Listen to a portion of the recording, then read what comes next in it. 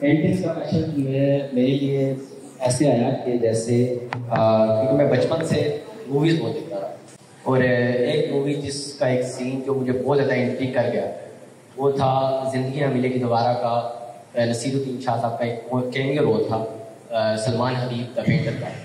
उस रोल ने मुझे इतना ज़्यादा इंस्पायर किया कि उसी दिन मैंने ठान लिया था कि एक दिन जैसे वो इस कमरे में बैठे ऐसा कमरा मैं भी बनाऊंगा और ऐसी पेंटिंग्स में भी बनाऊंगा। और आजकल बस उसी कश्मकश में चल रहे, थोड़ा बहुत काम हो रहा है। और पहला जो मेरा आर्ट वर्क है वो है मेरे ही अपने एक उर्दू अफसाना जो मैंने लिखा है एक अनसुना मेहमान, जिसका इंग्लिश में मैंने अभी इसका नाम दिया है स्पैरो किलर। उसका मेन क्रक्स जो था वो एक कहानी एक स्पैरो की है, स्पैरो का जो बच्चा था उसका मेन कहानी है। और ये जो सारी एम्बियंस है ये सारी की सारी मेरे अपने ही रूम की है। और इसमें पर्सनैलिटी जो मेन पर्सनैलिटी थी वो मेरी अपनी ही थी। और कहानी थी एक चिड़िया के बच्चे की जो एक अनसुने मेहमान की तरह मेरे कमरे में आ गए। और सर्दियों के दिन थे, काफ़ी सर्दी होती थी उन दिनों, और काफ़ी सर्दी में वो उस पूरा दिन तकरीबन बैठा रहा, मगर वो उसको कोई रास्ता, हालांकि मैंने दरवाजे और खिड़कियां दोनों खोल दी थी, मगर उसको कोई रास्ता ना मिल सका कि वो उस से बाहर निकल सके। मगर वो उसी दिन वहीं पे बैठा रहा। हालांकि वहाँ पे मुझे ऐसा महसूस हुआ, क्योंकि मैं ज़्यादातर तन्हाई के आलम में रहता हूँ, तो मुझे ऐसा महसूस हुआ कि जैसे किसी ने मेरी तन्हाई में खलल डाल दिया। और मुझे बहुत सी नागवार गुजरी थी वैसे ऐसी बात कि उसका कैसे आना और वहाँ पे रहना। और इसका जो इसकी नज़रें हैं वो डिपिक्ट कर रही हैं उसके हाउस की तरफ, जो उसका एक छोटा सा हाउस मैंने ऊपर बनाया है। हालांकि इसका हाउस असल में मेरे घर जो छत है उसके ऊपर होता था, तो वो उसका रास्ता कहीं बाहर से था और वो न जाने में कहीं अंदर आ गया था। और इसी सर्दी में हालांकि मैंने दरवाजे भी खोल दिए थे और खिड़कियाँ खुली थी, तो वो कहीं बाहर जा नहीं सका।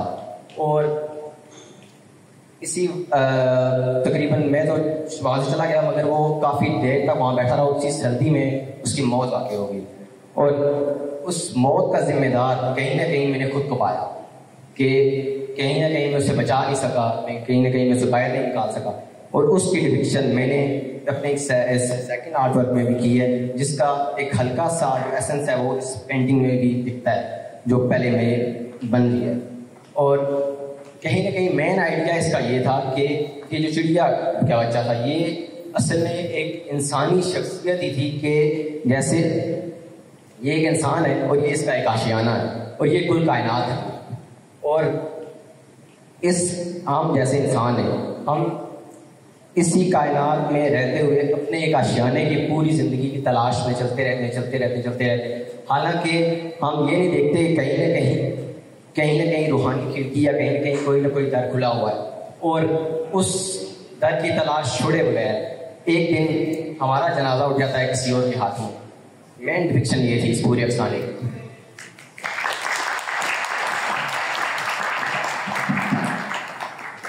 और जो सेकंड आर्ट वर्क है वो है एक पैलेस्टीनियन सॉलिडेरिटी आर्ट वर्क था मेरा। ये कैसे हमने पिछले कुछ टाइम में सारा कुछ बहुत कुछ देखा है सोशल मीडिया पे भी, और जो कुछ भी फ़लस्तीन के मुसलमानों के साथ हुआ।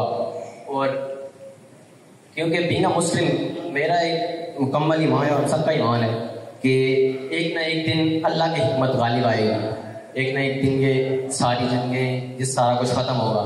और उस दिन मेरा ये आर्टवर्क उस दिन को डिपिक्ट करता है कि इस दिन जो फ़लस्तीनियन न्यू बॉर्न्स होंगे वो सारे उठेंगे और वो अपने स्कार्स जो उन्हें हम उन रास्तों में मिले हैं जो भी, वो उनके साथ ही ब्राइट आइज और स्माइलिंग फेसेस के साथ उठेंगे अपने स्लोगन्स को उठाए हुए, और वो दोबारा अपने जो एक फ्री पैलेस्टाइन होगा उसमें जिंदा रहेगा।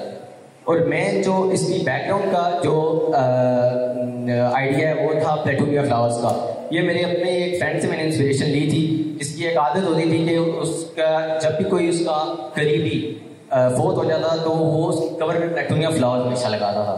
और ये पेटूनिया फ्लावर जो बैकग्राउंड पे हैं, ये मैंने उन तमाम पैलेस्टीनियन जो शहीद हुए हैं उन सारों को एक ट्रिब्यूट पे करने के लिए एक अपने आर्ट वर्क में डाले हैं।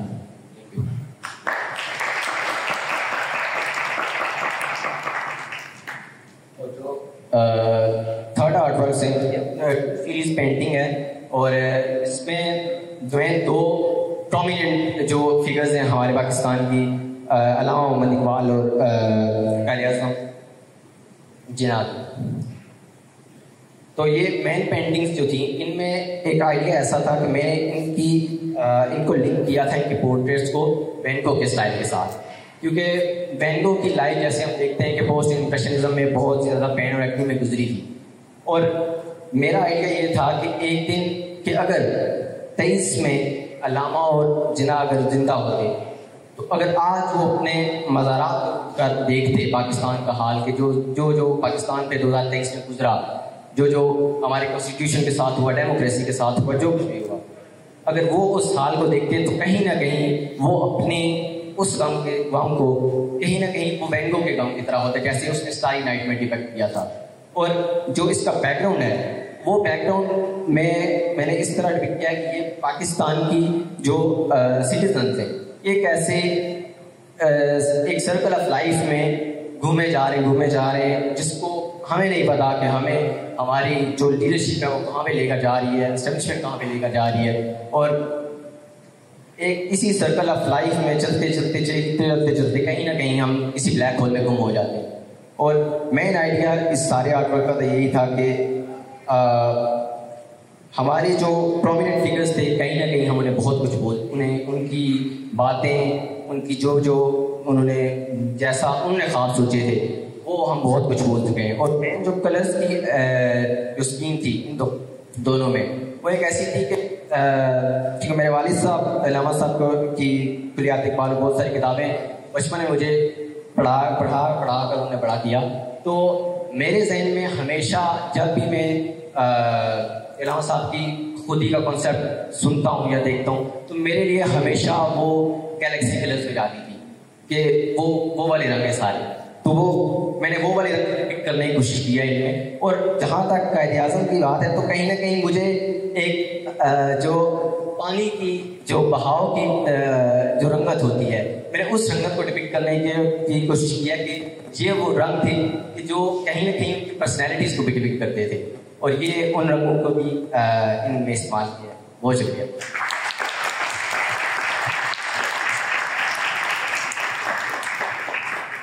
कोई सवाल, इन क्वेश्चंस अगर आप हमारे से उसके काम के बारे में पूछना चाहें और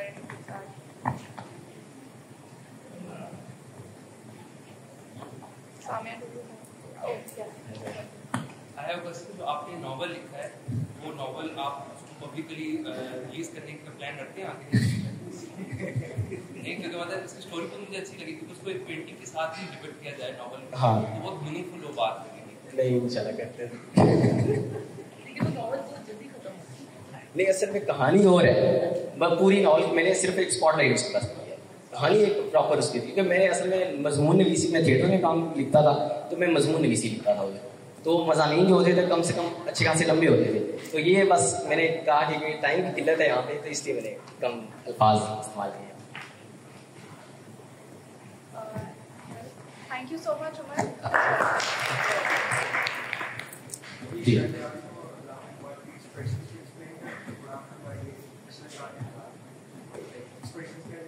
अच्छा मैं क्योंकि जो एक्सप्रेशन है ना वो अल्लामा साहब के तो वो जो उनके तस्वुराती जो थे एक्सप्रेशन वो उन्हीं की जो पोर्ट्रेट्स पुरानी मिलती हैं उनमें से मैंने उठाए थे। ठीक है। और जो कायद आज़म के थे, कायद आज़म के मुझे इतने कुछ एक्सप्रेशन मिलते नहीं हैं हिस्ट्री में भी और इतने जो हैं, तो जो जैसे मुझे लगे वैसे मैंने इतना ज़्यादा एक्सप्रेशन पे मैंने जोर नहीं दिया। Thank you so much Umar. Umar के काम देख के यू रियलाइज के जितनी भी मीनिंगफुल कॉन्वर्सेशन होती हैं आई थिंक कोई एक मीडियम हमें फिक्सेट नहीं करना चाहिए। जो लोग जर्नलिस्ट हैं वो भी उतना ही इम्पोर्टेंट काम करें जितना आर्टिस्ट अपना काम के थ्रू अपने आर्ट वर्क के through. So as community, as audience, we just need to understand all languages a lot better so we can understand different perspectives. Thank you so much. A huge round of applause for Umar.